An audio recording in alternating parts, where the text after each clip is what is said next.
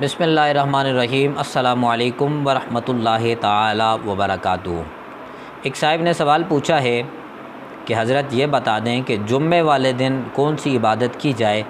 کس عبادت کی فضیلت زیادہ ہے، اس کے بارے میں رہنمائی فرما دیں۔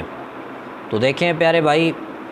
جمعے والے دن کیا کسی بھی دن کوئی بھی بندہ کوئی بھی عبادت کرے اس یقین کے ساتھ کہ اللہ کے ہاں مقبول ہوگی اور اس میں پورا خلوص انسان کا شامل ہو تو یقیناً وہ مقبول بارگاہ خدا ہوتی ہے۔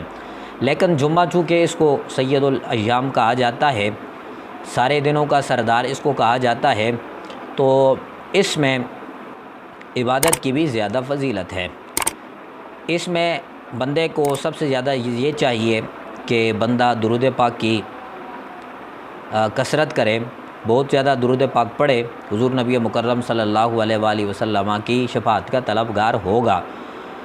کیونکہ حضور نبی مکرم صلی اللہ علیہ وآلہ وسلم نے ارشاد فرمایا، من صلی علیہ مرۃ فقد وجبت لہ شفاعتی، جس شخص نے سچے دل کے ساتھ مجھ پر ایک مرتبہ بھی درود پاک پڑھا اس پر میری شفاعت واجب ہو جاتی ہے۔ سب سے پہلی بات تو یہ ہے کہ بندہ درود پاک پڑھے، اور اس دن کی فضیلت یہ بھی ہے کہ حضور نبی مکرم صلی اللہ علیہ وآلہ وسلم ارشاد فرماتے ہیں کہ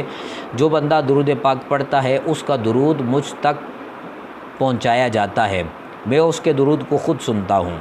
مفہوم حدیث ہے، تو آپ خود اندازہ لگا لیں کہ اگر کوئی بندہ یہ چاہتا ہے کہ وہ نبی مکرم صلی اللہ علیہ وآلہ وسلم کی شفاعت حاصل کر لے تو حضور نے وہ طریقہ کار بتا دیا کہ کثرت کے ساتھ مجھ پہ درود پاک پڑھے،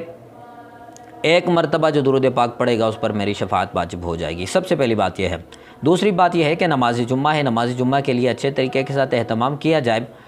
اور غسل کیا جائے، یہ مسنون عمل ہے، اپنے ناخن تراشے جائیں، اسی طرح جو صفائی ہے وہ کی جائے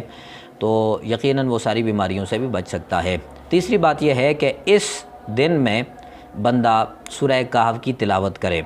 سورہ کہف کی تلاوت کی بھی بہت زیادہ فضیلت ہے، نماز جمعہ ادا کرے اور اس کے بعد سورہ کہف کی تلاوت کر دے، اس کی بھی بہت زیادہ فضیلت حاصل ہے۔ تو کثرت کے ساتھ درود پاک پڑھیں اور